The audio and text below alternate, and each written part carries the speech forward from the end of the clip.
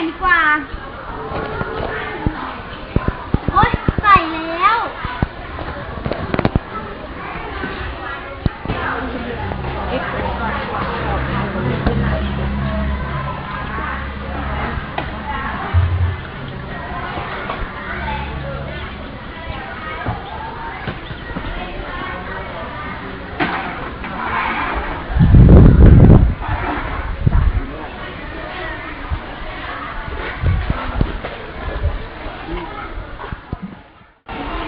น้ำเหลือนี่เอาไปทำอะไรดีเนาะ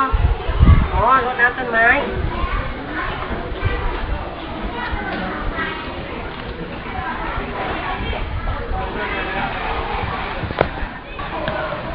โอ้ยอยู่น้ำจังเลยตักน้ำกินดีกว่าตักน้อยๆดีกว่าเดี๋ยวกินเหลือ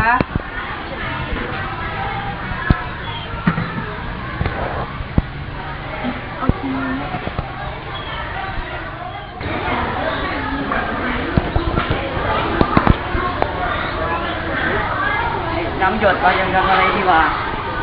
รดน้ำต้นไม้ดีกว่าช้างมากเลยน่าทานตัวบ้างก็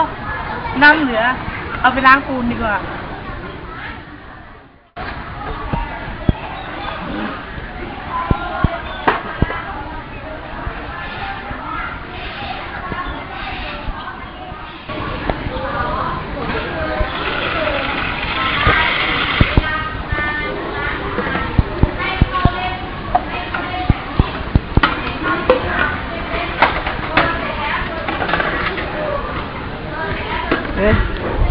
น้ำเหลือไปทำอะไรดีนะเอาไปรดน้ำต้นไม้ดีกว่า